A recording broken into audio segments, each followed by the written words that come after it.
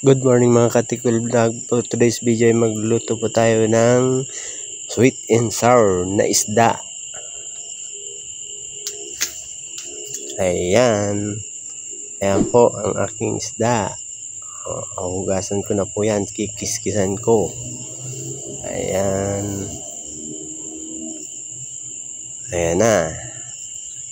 Akin na po siyang nakiskisan. Lalagyan natin ng asin para pagprito. Piprituhin na po natin siya. Okay na. Dami po niyan. Ang aking gagawing sweet and sour.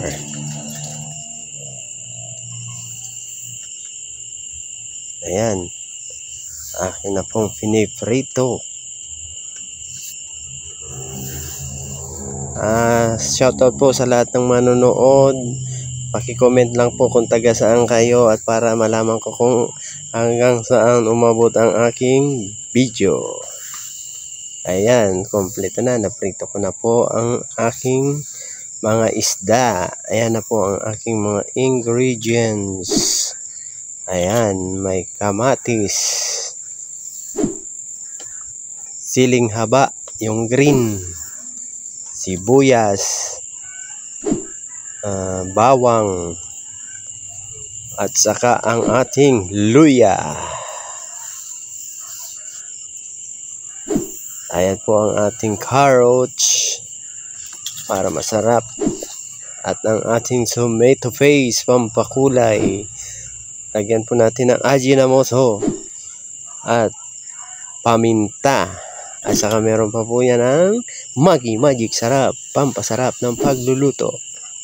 At ang ating cornstarch para lumapot ang ating sauce sa ating sweet and sour.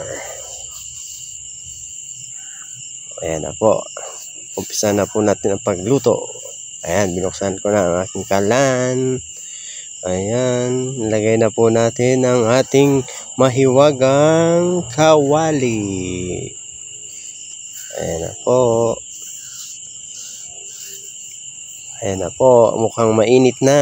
Lalagyan ko na po yan ng cooking oil. Ang nilagay ko po dyan na cooking oil ay yung pinagprituhan ko para malinamnam at lasang-lasa ang isda. Ayan, kaya ayan, ganyan ang kulay. Kasi prinituhan ko yan kanina ng isda. Ayan, mukhang mainit na. Ilalagay na po natin ang luya. Pang-paalis ng langsa ng ating isda, ang luya. Susunod na po natin ay ang sibuyas, bawang. Ayan na po. Nilagay na po natin ang bawang at sibuyas. At atin na pong mimekos-mekos yan. Halo-haloin natin. Ayan na. Halo-haloin po natin para mag-ang golden brown siya. Ayan. Ayan. Mekos-mekos lang tayo. Salamat po sa mga nanonood sa aking cooking ng sweet and sour na isda. Ayan na po, golden brown na siya. Ilalagay na po natin ang ating kamatis. Yan po ang nilagay ko, literal na kamatis. Ayoko nung tomato sauce kasi na sobrang asim ang sweet and sour.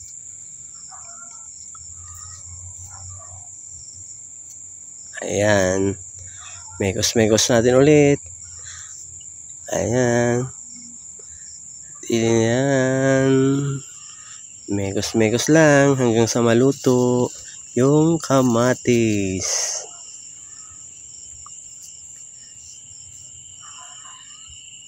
Ayan na po. At isusunod na po nating ilagay ay ang ating carrots. Ayan po, ang pagdadad po ng carrots ay pahaba. Ayan, mekos-mekos natin ulit. Ayan. Ayan. para maging masarap. Haluin natin ng may Delicious. pagmamahal. Ayan, luto na siya.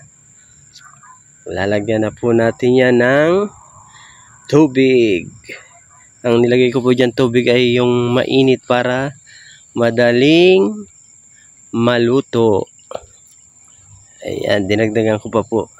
Ayan na, nilagyan ko ng Ajinomoto, pampasarap ng lasa. At ang ating paminta. Ang ating magic sarap. At nalagay ko na po ang ating tomato paste para kumulay ang ating sarsa. Yan po natin ang asukal at saka suka. Yan, para maging sour siya. Okay na. Ayan na. Hintayin lang po natin yan kumulo. Ayan na. Nilagyan ko ulit ng asukal kasi mukhang matabang. Ayan na po. Kulong-kulo na siya. Ilalagay na po natin ang ating flour. Pampalapot. Ang ating flour. Ayan. Pag kulong-kulo na siya, ayan, ilalagay na natin para yan ay lumapot.